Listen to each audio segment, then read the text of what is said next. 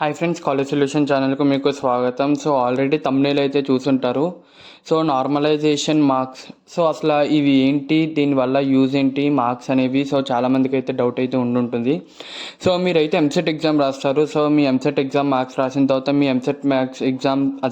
EAMCET exam marks ఉన్నాయి కదా, so అవి వెయ్యరు.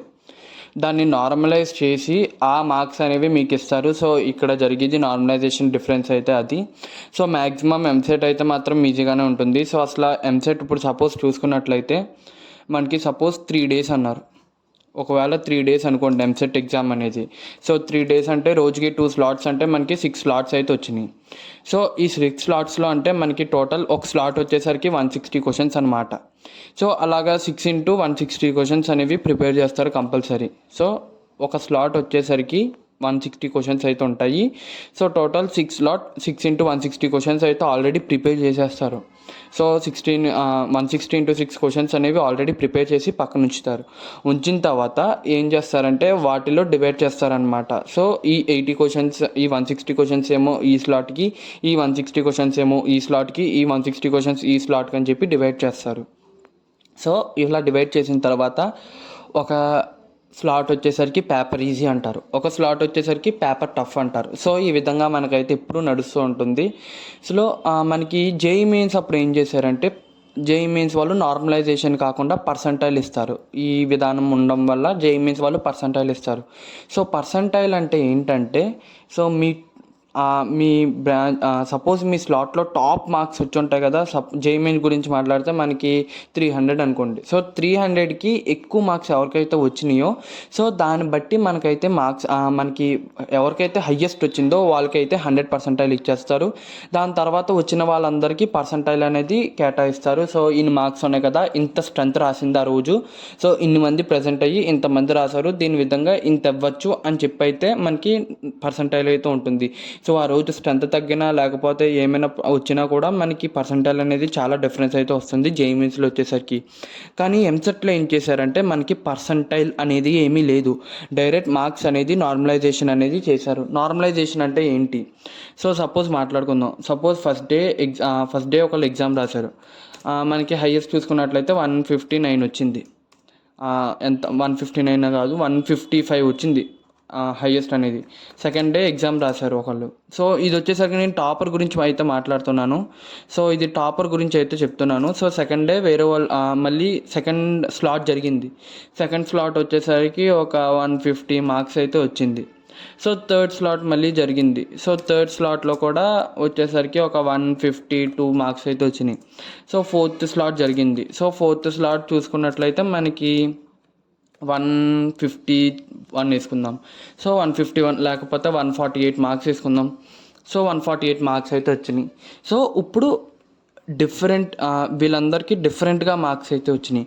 కానీ 148 మార్క్స్ వచ్చినా తనకి ఫస్ట్ ర్యాంక్ అయితే వస్తుంది. ఎందుకంటే మీకు పేపర్ టఫ్ అయితే మిగతా వాళ్ళందరికీ ఆ స్లాట్లో టఫ్. సో ఆ స్లాట్ అనేది టఫ్ అయింది. సో ఆ స్లాట్ టఫ్ అవ్వడం వల్ల 148 హైయెస్ట్ అవ్వడం వల్ల సో 148 అనేది 155కి ఈక్వల్ అనమాట. సో అర్థమైందా? సో 148 అనేది 155కి ఈక్వల్ అనమాట. సో ఇప్పుడు ఏం చేస్తారంటే 148 పడిన స్లాట్ వాళ్ళందరికీ మార్క్స్ అనేవి ఇంక్రీజ్ అవుతాయి. సో ఎందుకంటే 155 ఆల్రెడీ ఉంది కదా, లేకపోతే వాళ్ళకనేది డిక్రీజ్ అవుతాయి. సో మొత్తం ఇవన్నిటికీ ఏం చేస్తారంటే మొత్తం 155 యావరేజ్ తీసుకుంటారు. సో యావరేజ్ తీసుకున్న తర్వాత మనకి ఒక మార్క్ అయితే వస్తుంది. సో ఆ మార్క్కి ఇప్పుడు సపోజ్ 150, సపోజ్ ఒక వీటన్నిటిని యావరేజ్ చేద్దాం. సో యావరేజ్ చేసిన తర్వాత అనుకోండి ఒక 150 ఈజ్ ద యావరేజ్ అని చెప్పి మనం ఊహించుకుందాం. సో 150 యావరేజ్ మార్క్ అయితే వచ్చింది టోటల్ అనమాట. సో 150 యావరేజ్ అంటే ఇప్పుడు సపోజ్ ఈ 155 ఉంది కదా, సో 155 అతనికి 5 మార్క్స్ తగ్గి 150 వేస్తారు అండ్ ఫస్ట్ ర్యాంక్ ఇస్తారు. అలాగే 150 అయితే సెకండ్స్లో ఎవరికైతే వచ్చిందో, సో 150 వచ్చింది కదా, 150 ఫస్ట్ ర్యాంక్.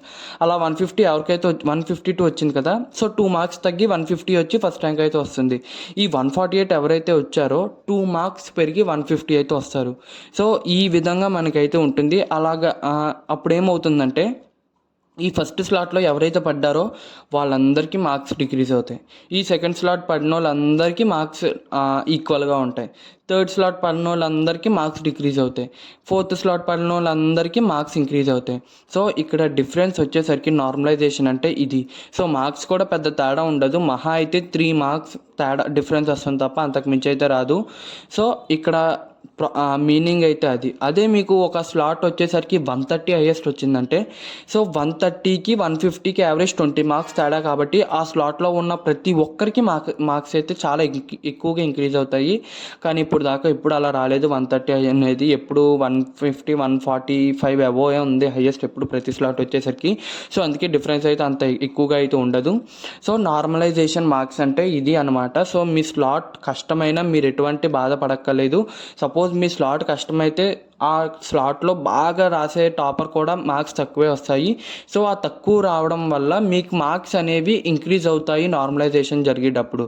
సో ఇక్కడ నార్మలైజేషన్ అంటే మీనింగ్ అదనమాట. సో ఎంసెట్ రాసినప్పుడు ఖచ్చితంగా మీకు కీ ఇస్తారు కదా. సో కీ ఇచ్చిన వెంటనే మార్క్స్ అయితే లెక్కెట్టుకోండి. ఖచ్చితంగా మీకు అయితే డిక్రీజ్ అయినా కానీ ఇంక్రీజ్ అవ్వడం కానీ జరుగుతుంది. సో ఎందుకు ఈ నార్మలైజేషన్ మార్క్స్ అంటే మాత్రం, ఎందుకంటే సపోజ్ ఈ ఫస్ట్ స్లాట్ ఈజీ అయ్యింది. సో ఈజీ స్లాట్లో 155 వచ్చింది. అదే స్టూడెంట్ ఈ స్లాట్ రాసుంటే సపోజ్ 150 వచ్చుంటే అప్పుడు లాస్ అయిపోతారు కదా. ఎవరైతే ఫోర్త్ స్లాట్ రాసారో వాళ్ళందరూ లాస్ అయినట్టు కదా. సో ఎవరికి అన్యాయం జరగకుండా అందరికీ ఈక్వల్గా మార్క్స్ అయితే ఇవ్వడం, డిస్ట్రిబ్యూట్ చేయడం అయితే జరిగింది. సో ఇక్కడ అదే జరుగుతుంది నార్మలైజేషన్ అంటే. సో ఇంతవరకు ఏంటంటే నార్మలైజేషన్ అంత ఉండేది కాదు, కానీ మనకి నార్మలైజేషన్ అయితే పెట్టారు. ఎందుకంటే ఇలా స్లాట్స్ ఉండడం వల్ల కొంచెం ఈజీ పేపర్ అయితే ఇబ్బంది అవుతుంది, కష్టమైన పేపర్ అయితే ఇబ్బంది అవుతుంది కాబట్టి ఈ నార్మలైజేషన్ అని చెప్పేసి ఇంట్రడ్యూస్ చేశారు. అదే మనకి జేఈ మెయిన్స్ అయితే మాత్రం పర్సంటైల్ అంటారు. సో పర్సంటైల్ అంటే మాత్రం అది వేరే కింద వస్తుంది, అంటే స్ట్రెంత్ బట్టి అలాగే హైయెస్ట్ మార్క్స్ బట్టి డిపెండ్ అయి ఉంటుంది. సో ఇక్కడ హైయెస్ట్ మార్క్స్ ఎలా అంటే మొత్తం టోటల్ యావరేజ్ అయితే చేస్తారు, ఓన్లీ ఒక సబ్జెక్ట్ అయితే ఒక దాన్ని బట్టి అయితే కాదు. కానీ జేఈ మెయిన్స్ వచ్చేసరికి ఒక్క స్లాట్ బట్టే పర్సంటైల్ అయితే ఇస్తారు. కానీ నార్మలైజేషన్లో మొత్తం అన్ని స్లాట్ కన్సిడర్ చేసి నార్మలైజేషన్ మార్క్స్ అయితే ఇస్తారు. నార్మలైజేషన్ అనేది మార్క్స్ అన్నమాట, ఎటువంటి ర్యాంక్ అయితే కాదు. సో యావరేజ్ చేసిన తర్వాత మార్క్స్ అయితే వస్తాయి కదా, ఆ మార్క్స్ అనేది మీ అందరికైతే ఇస్తారు. సో ఇక్కడ నార్మలైజేషన్ అంటే మీనింగ్ అయితే అది.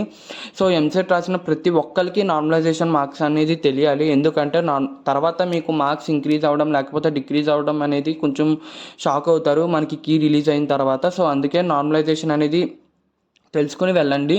సో మీకు ఎగ్జామ్ టఫ్ అయితే అందరికీ టఫ్ అవుతుంది. సో టఫ్ అవ్వడం వల్ల మీ స్లాట్ మార్క్స్ మీరు తక్కువ వచ్చినా మనకి స్లాట్ కష్టం అవడం వల్ల మార్క్స్ అనేవి ఇంక్రీజ్ అవుతాయి. సో ఇది ఫ్రెండ్స్ టోటల్ నార్మలైజేషన్ అంటే ఏంటంటే. సో మీకు కనుక వీడియో నచ్చినట్లయితే లైక్ చేయండి, షేర్ చేయండి, సబ్స్క్రైబ్ చేయండి. Bye friends.